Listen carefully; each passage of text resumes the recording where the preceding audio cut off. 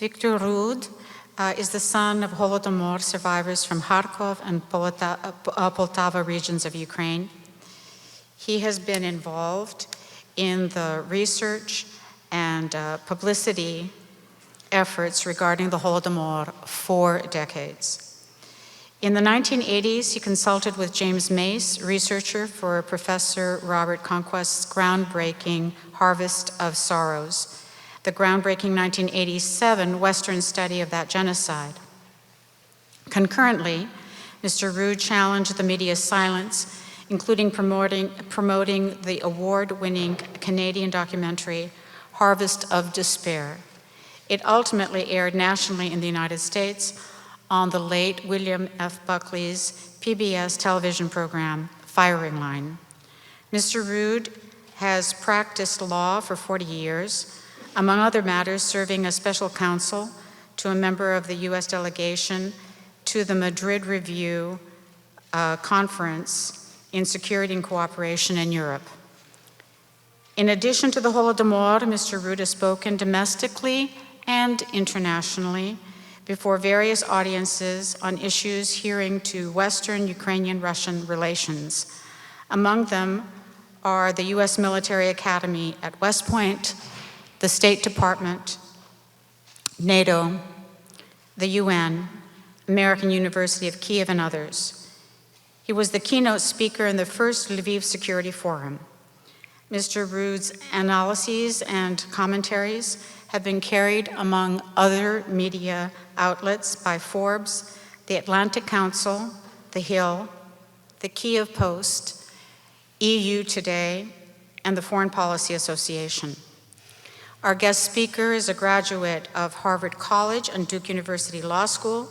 He is a co-founder and past chairman of the Ukrainian American Bar Association and currently chairs the Committee of Foreign Relations. He is also on the board of the Center for Eastern European Democracy. We are very honored to have him with us today, Mr. Rud.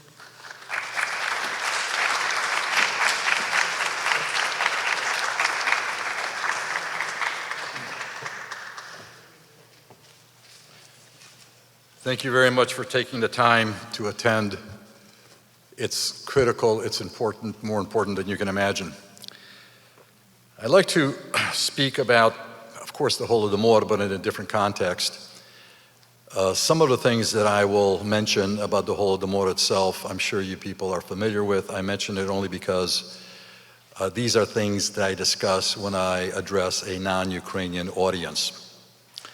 And specifically, I'd like to focus on the intersection between the issues underlying the Holodomor and Western security and global stability and special focus on the United States. Earlier this year, I addressed a 4-day conference that NATO had organized. I was asked to be a speaker. And I asked them to imagine the following photograph with 32 NATO countries being represented, 32 people on the stage. And opposite them would be standing Putin, representing one country. And actually, let's eliminate 2 of the 32 countries in NATO, Hungary and Slovakia, because of the influence that Russia has on those 2 countries. So we have 30 countries, 3 nuclear powers, the United States, France, and England. And opposite them, they have Russia. Yeah, they have nuclear weapons, but Russia's economy is only 50% of the market capitalization of a single American corporation, NVIDIA. Somebody explain to me, how is it possible that that one country sets the agenda, basically leads the other 30 countries around by the nose? How is it possible that in that course of doing that, so many innocent people are being murdered in Ukraine? And what is the future trajectory?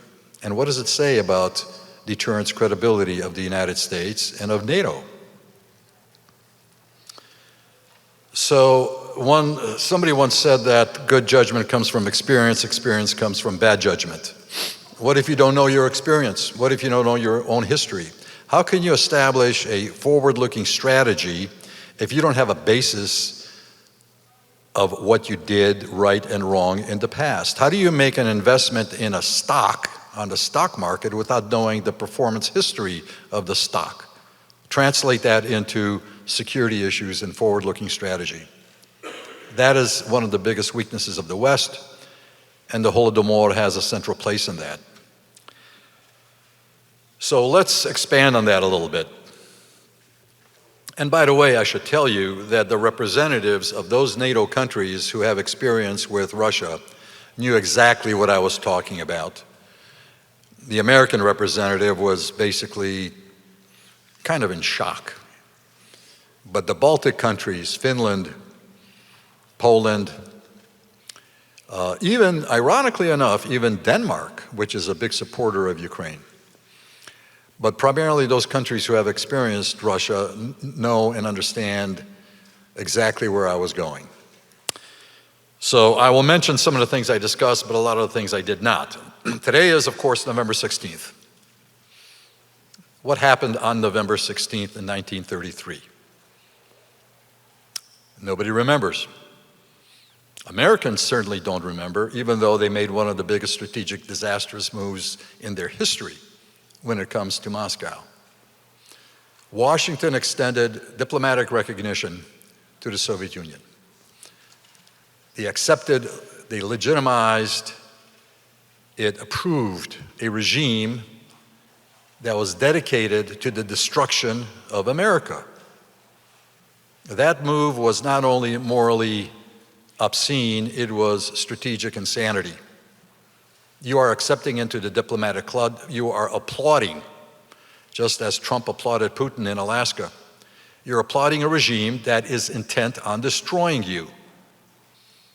And it's even worse. Since the Soviet Union was established, the United States established the economic and military base of the Soviet Union, and it continued into the 1930s as we extended diplomatic recognition to the Soviet Union. We were building up the economic base and the military strength of the Soviet Union. Why? Business.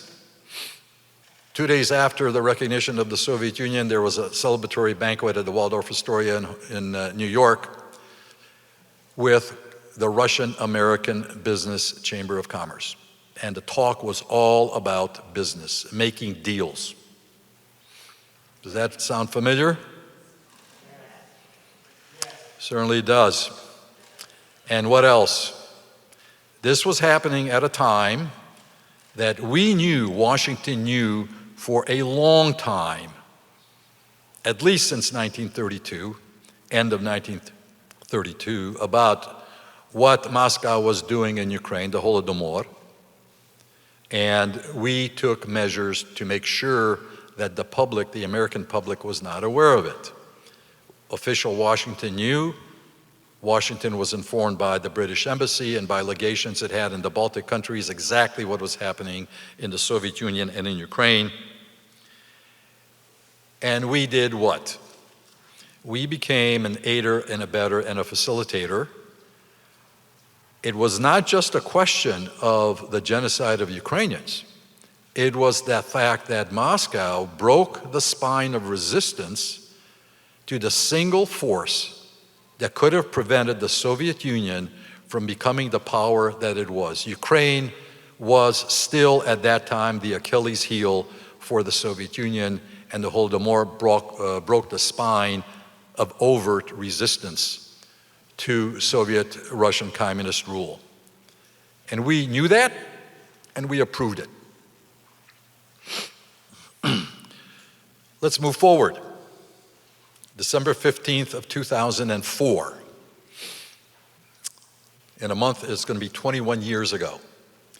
I wrote a letter to Condoleezza Rice. She was at the time the National Security Advisor for President Bush, and she was nominated to be Secretary of State for Senate confirmation hearings in January of 2005. I was shocked at her positive attitude about Putin, about Russia, and it wasn't just her, it was the American foreign policy establishment, and indeed the entirety of so-called Western democracies, everybody lined up in a conga line to congratulate Putin as if he was the new Messiah, even though he was celebrating Stalin and resurrecting the hammer and sickle and celebrating actually Stalin's birthday party. On 9/11, he celebrated the birthday of Felix Dzerzhinsky, the founder of the Chekada, forerunner of the KGB.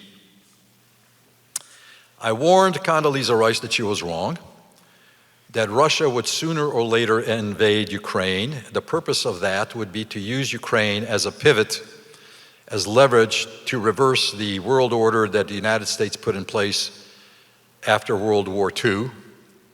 And our failure to prevent it, or if it happened to reverse it, would destroy our deterrence credibility around the world, especially in the eyes of our foes, our enemies, China, North Korea, and Iran, not to say anything about Russia, of course, and in the eyes of our allies. We have to stick to certain rules, otherwise international relations cannot be built. That's a quotation from an op-ed piece in the New York Times that was written by who? The ultimate authority on international law, Vladimir Putin. And that is exactly his focus, was to upset and reverse it all and bury American credibility and trustworthiness. I explained to Condoleezza Rice that Ukraine was the largest country in Europe. A lot of Ukrainians, I've noticed, can use this point very effectively in trying to introduce Ukraine to their neighbors and friends who really don't know still to this day, where is Ukraine? It's the largest country in Europe. It's about the size of England, Hungary, Germany, and Israel combined. Crimea is almost the size of Belgium, 3/4 the size of Taiwan, and larger than Israel. So that gives you some sense of size and significance for people who are not very well familiar with geopolitics or geography or history generally.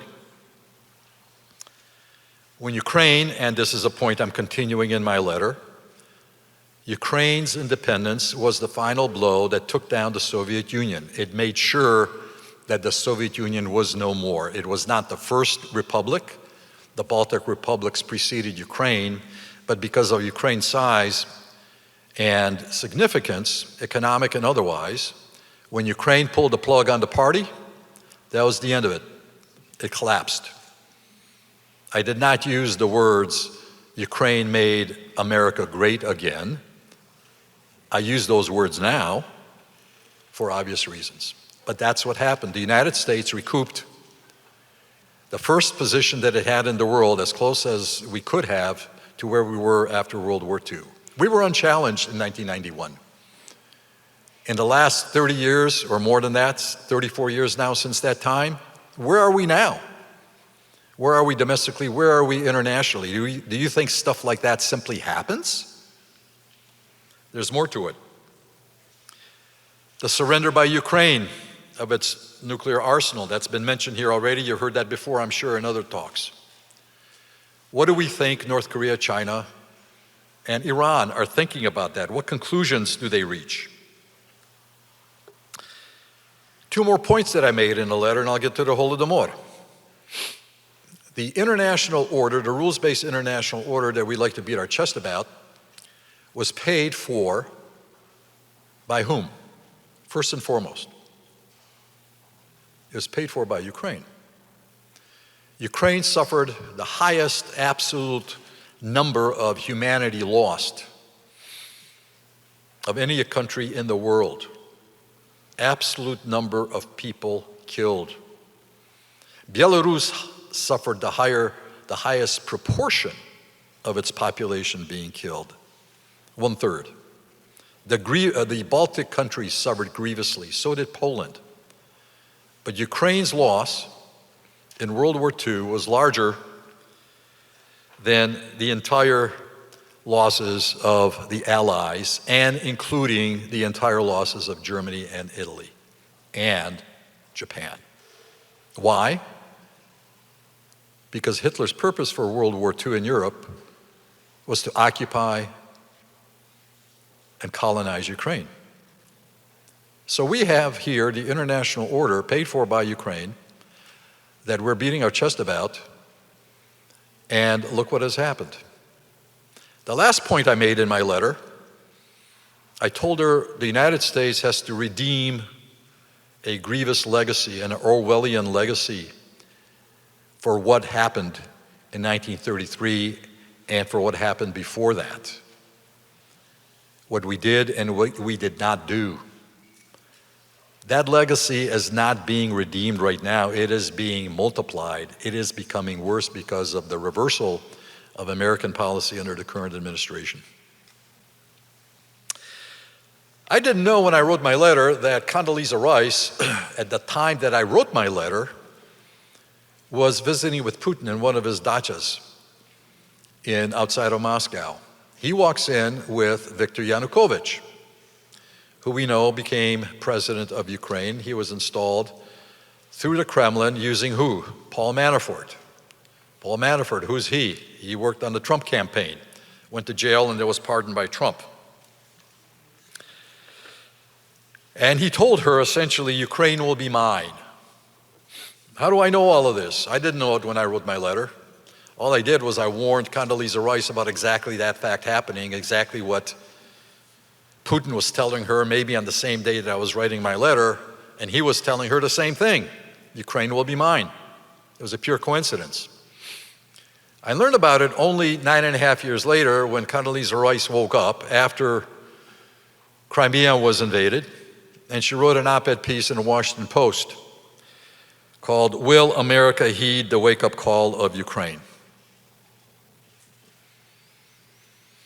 Well, in those Senate confirmation hearings for Secretary of State a month after I wrote my letter in January 2005, did she mention any of this? No. Read the transcript. No mention of it whatsoever. No questions to her about Russia. The only thing they talked about in the confirmation hearings was terrorism. There wasn't a single word about the fact that it was Russia that financed, organized, and directed Islamic terrorism against the United States starting in the 1970s, and domestic terrorism as well. You look at 9/11, you look at the Boston Marathon, you trace the dots, and they all go back to the Kremlin. This is not me speaking. It's written, it's on the record. So what was the reaction after after Russia invaded Ukraine? 6 months after the invasion, Obama says we do very little trade with Ukraine, and geopolitically, what happens in Ukraine doesn't pose a threat to us. No trade, no geopolitical threat. President Trump, in his first term, his first Secretary of State, addressed the G7 conference in Italy in 2017, asks the question, why should U.S. taxpayers be interested in Ukraine?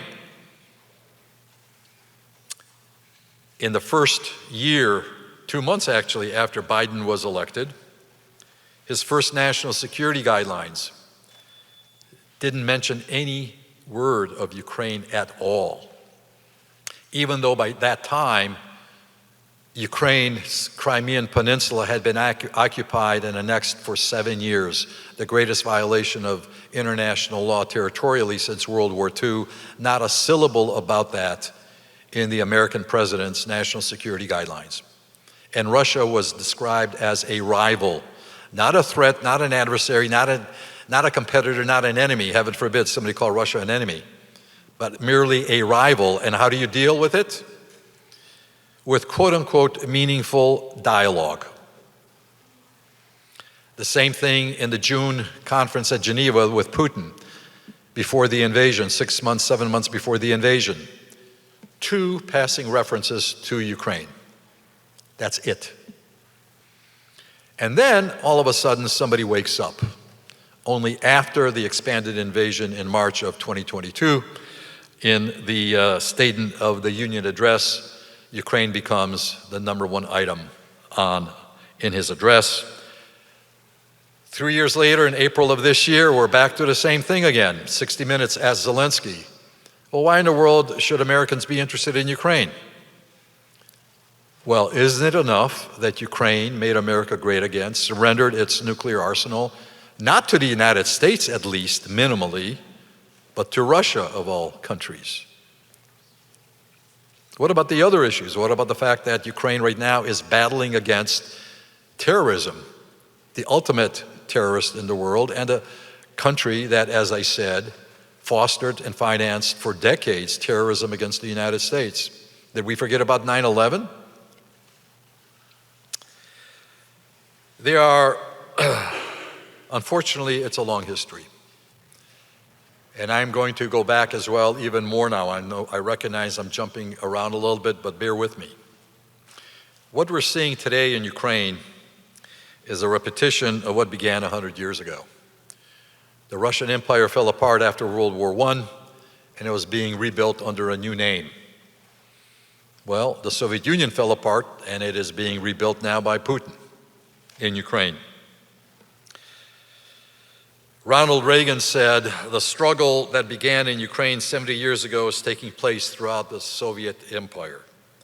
And that is what I'm referring to now. He was referring to 1917 and what happened. Ukraine warned the West as it's warning the West now of what would happen if Russia solidifies its control. Ukraine was promised aid by the United States. The United States walked away, reneged on a signed agreement for assistance for Ukraine. And instead it began, as I said before, the process of putting the new Soviet Union on its economic feet, business again. We're slowly moving into the Holodomor. And our guide will be somebody called Pavel Sudoplatov. He was Stalin's favorite assassin. He got his training assassinating Ukrainian political leaders. He assassinated Leon Trotsky, who was a competitor of Stalin, who was living in Mexico City. He was put in charge of the external atomic espionage project that penetrated the American Manhattan Project, developing the atomic bomb. And Stalin then tasked Sudoplatov to draw up psychological profiles of Roosevelt and Churchill at the Yalta Conference at the end of World War II. So Sudoplatov was not just a run-of-the-mill killer. This guy had credentials, he had weight, and guess what he writes about in the very first chapter? He writes about how proud he was in being a participant in what he called the war, Moscow's war against Ukraine. Not a special operation, military operation, a war, which he said lasted for 70 years until it formally ended, emphasis on the word formally, ended in 1991, when the world recognized Ukraine as an independent state. Why have a war against a country that is basically a part of Russia? Why should Russians be killing Russians? Territory is not an issue, right? Like people say it is today. There was no territorial issue. Russia was controlling Ukraine directly after it conquered Ukraine in the late teens, early 1920s. NATO wasn't a threat to Russia. NATO didn't exist for a good period of time. And when Ukraine was part of the Soviet Union, NATO wasn't an issue either. The issue was what people don't understand in the policy circles of the West through this day, really. And the genocide going on in Ukraine today apparently hasn't had a big effect on them. Ukraine is not only different, but it's the very opposite of Russia. It's the opposite extreme.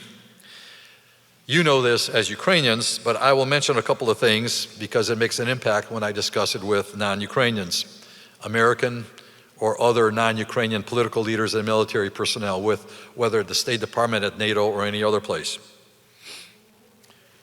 The Magna Carta in London, Ukraine had a Magna Carta of its own 200 years before London, before King John. The American Constitution, Ukraine's constitution was the first democratic constitution in Europe, 77 years before America's. No death penalty under the Ukrainian Magna Carta. Equal rights for women. The woman does not promise to obey the husband in her marriage vows in the Ukrainian Orthodox Christian religion. There's no abeyance. Women and men are equal.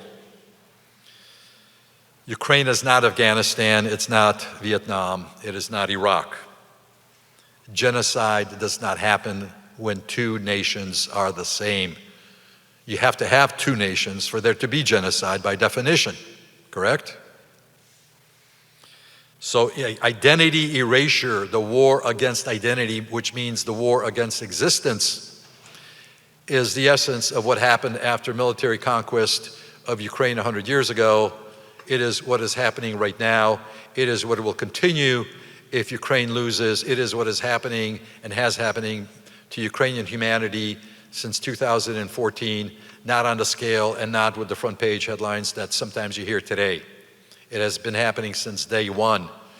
It is an existential war of elimination of Ukrainians, as was the Holodomor.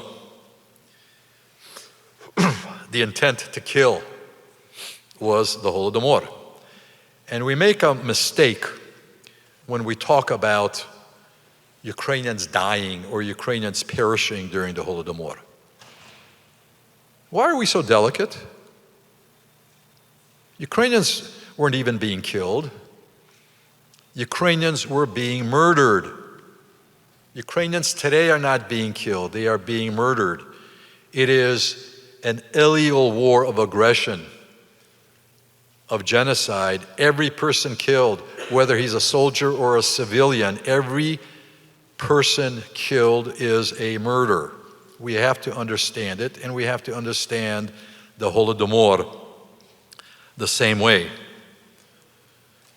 How many of us understand, how many of us ever knew that Stalin did not dare to move the capital of Ukraine from Kharkiv, which was the capital of the faux Soviet Ukrainian Republic, organized just as the Donetsk and Luhansk fake republics have been organized by Putin. He didn't move it to Kyiv until after the Holodomor, after the spine of Ukrainian resistance was broken. Only then did he dare run the risk of moving the capital back to historic Kyiv, because he was sure that the risk of a resurrection of historical memory by Ukrainians, it would falter because Ukrainians had been all but defeated. One or two more comments. I know I'm running out of time, but they're important. It's not enough for us to say the Holodomor was a genocide. Somebody else says, no, it was not. It just happened. So we get to the issue of intent, right? Well, starvation happened everywhere. Okay. Well, if starvation happened everywhere, name me a single community of people from the former Soviet Union who have been organizing commemoration services like this one ever since they were able to after World War II, even when they were in the DP camps in Europe, when they came to the United States. I don't see Russians having a commemoration. I don't see any other nation, if something like the Holodomor happened throughout the Soviet Union. There's a difference between people starving and people being starved. That is the dichotomy between what happened in Ukraine in the 30s and what happened in pockets elsewhere. And the fact that Ukrainians were being starved outside of Ukraine in Russian regions is proof of that fact. Ukraine was blockaded. Other areas of Ukrainian settlement in northern Caucasus, even in Ukrainian regions of Kazakhstan, those regions were blockaded as well. No food in, no people out. Kazakhs starved as well, but they were able to flee to other parts of the Soviet Union. 1.2 million Kazakhs were able to flee to China. The border was open. Ukrainians didn't have that option. This is intentionality of the first degree. You look at any legal text anywhere in any legal system in the world, and this is proof of intent over and beyond. Go to Poltava. Go to the other cities. I was in Poltava and I saw seed silos that were built for seed grain. Typically, after a harvest in August, seed grain is kept in the villages for seeding in the spring. It was removed. Why? Why was it removed to the cities under guard and specially built seed silos? Because the Kremlin was afraid, and it knew that the villagers would eat the seed grain. Why would the farmers who are dependent on the seed grain for planting the following season eat the seed grain and destroy any ability of having another crop the next year? Because they would be desperate, because there wouldn't be anything else to eat. They'd have to eat that. Well, how did the Kremlin know in advance that they wouldn't have anything else to eat? We see the point, don't we? Do we ever discuss this? We don't. We have to know these things. It goes again to the point of the proof. The movement of people, the mass ethnic cleansing, the transportation of Russians and others into Ukrainian villages and the countryside. This is volumes and volumes of Italian, German, Polish diplomats attest to this. Well, we know about Walter Duranty. Walter Duranty was not a big shot. Walter Duranty was a foot soldier. The culprit was the New York Times that had an agreement with Stalin that their reporter would not report anything in the New York Times that Stalin didn't approve. That is the culprit. Duranty just executed his orders from on high in New York. I'm at the limits of my time. I'm going to make one other point. The great Russian culture. By the way, I made a quotation. I just saw this in my notes. I made a quotation when I spoke at NATO of a senior aide to the former German Chancellor Olaf Scholz. Maybe the Ukrainians won't resist, and maybe our problem will be solved.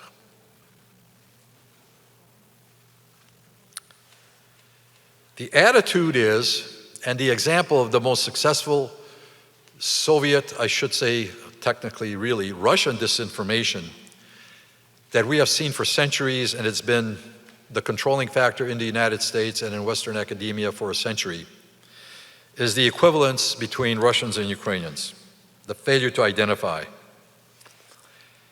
And it's almost as if, and I have heard this expressed almost literally with these words, that the war in Ukraine is really a family squabble.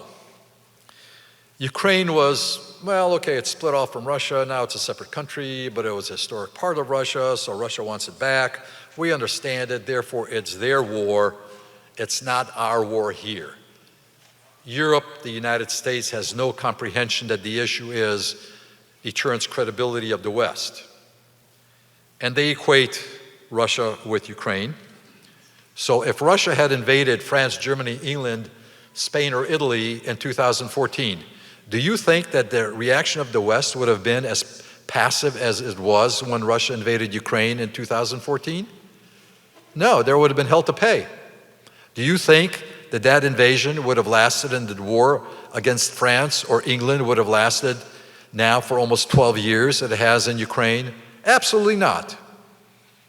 Ukraine has not embedded itself in the consciousness, in the visceral understanding, in the emotional understanding of the West, and particularly of Americans as a distinct, self-standing country that has done phenomenal for the United States with the issues that I raised in my letter to Condoleezza Rice. It's not our war. It's their war. So we get back to the great Russian culture. Fyodor Dostoevsky. All people should become Russian and Russian above all else because the Russian national idea is universal. And consequently, the Russian church, so-called church issues, a wallet card to Russian troops on the eve of the expanded invasion. Your mission is to wipe the Ukrainian nation off the face of the earth. Watch Russian television, read what people have been saying for years about killing every single Ukrainian. And yet for us, it's just an issue of territory. Well, Russia's the largest country in the world, occupies 1/3 of Asia, 40% of Europe, one sub-region in Siberia, a sub-region, is larger than Iran, Afghanistan, and Iraq combined. Or if that doesn't give you a good picture, imagine France, Spain, Japan, Germany, Italy, United Kingdom, Greece, Sweden, and North Korea together. They all will fit in that one sub-region. Turkey and India together will fit in the western part of the Russian Federation, west of the Ural Mountains. Russia needs another 0.4% of territory? Washington thinks this is a territory issue? Why don't they ask, what is 20% of America? 20% of the United States is everything east of the Mississippi River, excluding Michigan, Wisconsin, Illinois, and Indiana. The territory, the humanity, the farmland, the agriculture, the industry. Now, it may not seem that way to you, but remember, Alaska is part of the United States. So territorially, 20% of the United States is everything east of the Mississippi River. We are hung up on that. What about all these other issues that international law is supposed to protect, the existence of a state? What about the children? What about rape? What about genocide? So the final warning is this. It was given in 1997 by a think tank that has flipped 180 degrees and is now pro-Russian here in the United States, but at the time it was not. These are my concluding remarks. Whether Russian-led integration on the territory of the former USSR will pose a serious long-term military threat to the West depends in large part on what the role Ukraine plays or is compelled to play. Ukraine will do much to determine whether Europe and the world in the 21st century will be as bloody as they were in the 20th century. We don't see it. We said after World War II, never again. Putin is saying, well, you just watch me. China, Iran, North Korea are watching. They're learning. And so I conclude my remarks. I'm going to walk off the stage. We're going to finish the program. We're going to go home. And the question remains, well, what the hell do we do? Well, number one, we do minimally what we've been doing so far is we come to events like this. Each of us has a capacity to do something. Don't try to measure yourself up to somebody else. Don't think that if you can't place an op-ed piece in the Wall Street Journal, that it's useless to write a letter to the editor in the local Los Angeles County newspaper, if there is such a thing. Every single person, we can't cry in our soup and say how bad and terrible it all was. Every single one of us can communicate, contact our local representative at every single level of government, every single level, municipal, county, state, federal. We can write letters, we can organize, and don't do it alone. We have fantastic partners with every single nation represented in this area throughout the United States that has experienced Russia, and work together, organize events, have something at a local library. Do things, don't be discouraged. The people in the trenches have a right to be discouraged. We don't. Thank you.